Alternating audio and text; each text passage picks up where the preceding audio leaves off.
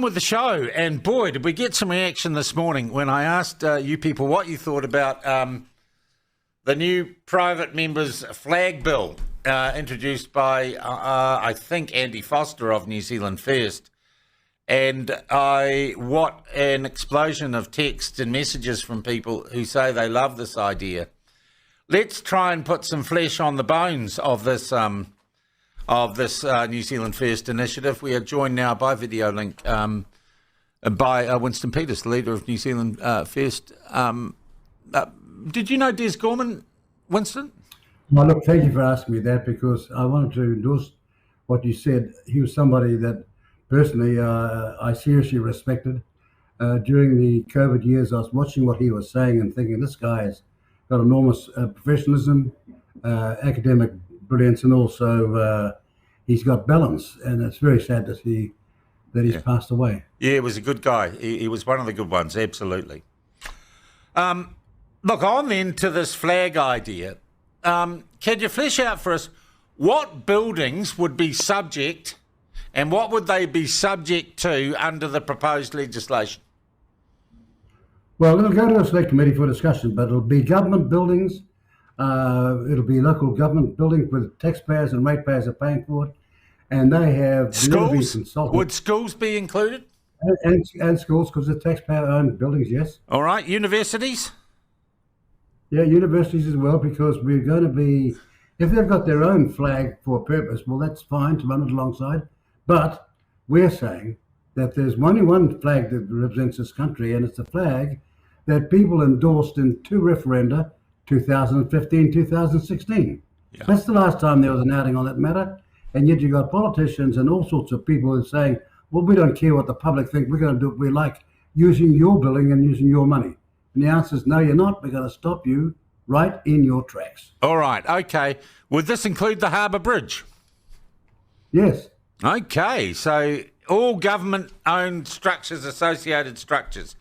Now, can I ask you, which are the flags that primarily you don't like on those buildings? Because I was wondering, what are the flags that people have been waving? Well, there's the rainbow flag, there's the transgender flag, there's the Palestinian flag, which I understand was flying or has been flying on Waiheke Island from a council building on Waiheke Island. The Palestinian flag has been flying, which I find remarkable. And there's the Māori sovereignty flag, which seems to pop up everywhere, or the Tino Rangatiratanga flag thing. Which of those flags is most offensive to you, or are they all equally offensive to you? Because clearly what you're trying to do is get them off the buildings. It's not a matter of being offensive. They've got no right to be there. If they want to fly their flag, they can fly it where they like somewhere else, but they're not going to use, without consultation and without permission, the taxpayer or the ratepayer's property. All right. Which of those flags? What's extraordinary? Okay. What's extraordinary is we're actually having a discussion about this. We're actually having a discussion about whether we've got the right to insist upon the flag of the nation has agreed upon, which was imitated by Australia in 1904. We got this flag a long time before Australia, and they just made some slight changes. But we've had this all this time, and whether you like it or not, the people, as I say, have endorsed it in two referenda, 2015, 2016, at a cost of $27 million to do that. And now we've got people saying, we don't care what the public think. Yeah. We think we are more important. We can do what we like, whether others are offended or not. Yeah. Mr. Peters, this might go to select committee if it gets pulled out of the cake tin, right? Yes. Okay, so we don't know it's going to... Did you actually float this idea with your coalition partners that we could just... Because, you know, if you had a majority, you could just pass this measure, send it off to the select committee and get it done quite quickly? Well, the reality is that we had not, as I say, we've always had this view, and the only party that campaigned for the flag back in 2015, in 2016 was New Zealand First. Every other party had in their manifesto to look at changing the flag. Okay. Remember that? And you're saying let's stick with it, but let's more than stick with it. Let's say you can't use government flagpoles, taxpayer flagpoles, and they're basically virtue signalling, flying other flags, aren't they? It's all woke stuff mostly that goes up on the flagpoles, isn't it? Well, it's worse than that.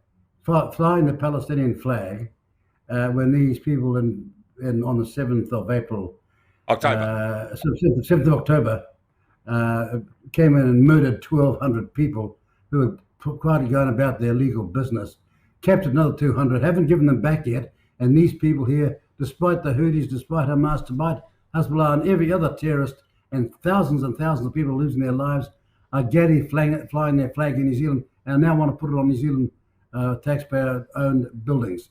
This is a disgrace, and they need to be told. Go somewhere else if you want to behave that way. All right. Would you consider asking ACT and National whether or not they'd just make this a coalition government bill? It seems a pretty simple measure to flick through, Mr. Peters. Wouldn't it be great if you could expedite this? Actually, I'm sitting here listening to your question, and you're evincing a thing called common sense. And that is not the greatest quality that there is in politics. All right. But okay. we'll take it on board. We'll use your suggestion and we'll try it. Yeah, I just think if everyone's... Look, and while this is clearly about signals and symbology, there is another issue abroad, kicked off, I might say, by Michael Lawes' interview with Elizabeth Rata a week or so ago.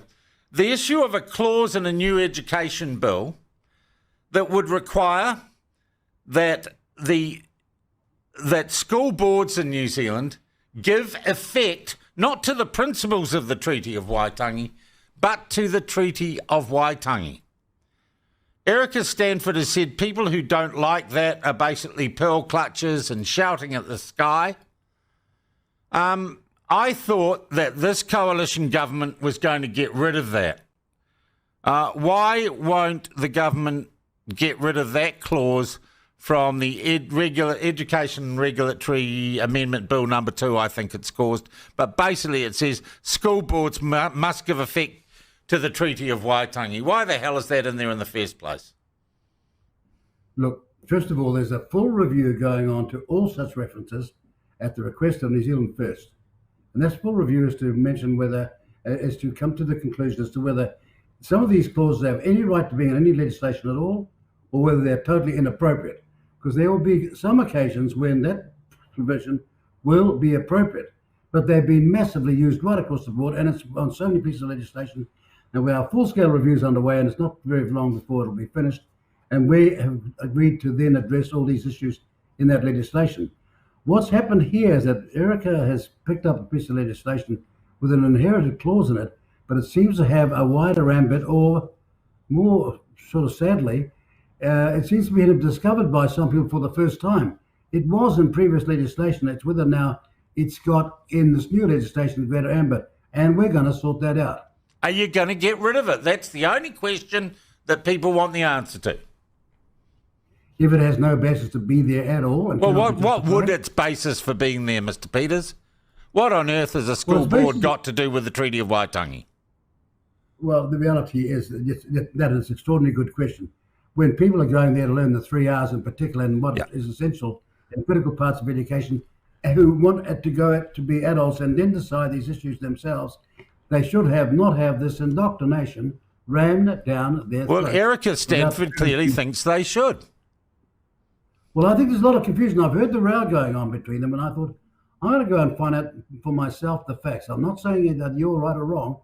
I'm just saying that there's a serious inherited part of that clause in her updated legislation, and the question should be whether it should not be there. Now, our position is, well, if it should not be there, we're going to, under our review, take it out in our separate legislation. It will not be there then. Well, how long is that going to take? Don't sound so frustrated. I've been standing here for 40 years asking you this question, mate, so don't sound so frustrated. Yeah, and you've been in government, the coalition's been in government for 18 months. Yes, it is, and we are changing things quite dramatically. We're announcing things almost on a weekly basis and sometimes a daily basis this week when it comes to first responders, whether it comes to coward punch, whether it comes to shoplifting. All these things are being happening with great speed now because we've done the background work. So I would think it's only a matter, well, I'm not to give you a timeline, but it'll be this year, much more quickly than you think. Mr. Peters, I think, can I just say from the reaction I've been getting on the flag bill, you're on a winner there. Seems a very popular idea, I must say. And I think if you're... Thank you very much. But look, I find it breathtaking that we have to do that in our country. Yeah. I thank you for your time this morning. That is Winston Peters, Foreign Minister, leader of the ACT Party. There it is. Well, it would be easy, wouldn't it? Maybe we need to go to National and to ACT and say, would you support this? It would seem a simple measure. But there it is, all government buildings, and boy, did he give Waiheke Island a crack on the Israeli issue. In fact, he was very strong on the Palestinian thing, and damn good on him. Sean, it feels like Erica Stanford has behaved like a shyster with her backdoor insertion of the treaty into the education system. Well, we've invited her on. What was their latest thing yesterday when we went to them? They might try and fit us in this week. I don't think I got to her yesterday. Okay, well, let's go back to her again today. But... Sorry, it's part of the job, Billy. You're going to have to learn to be a complete pain up the bottom to some people. What do you think of what Winston had to say?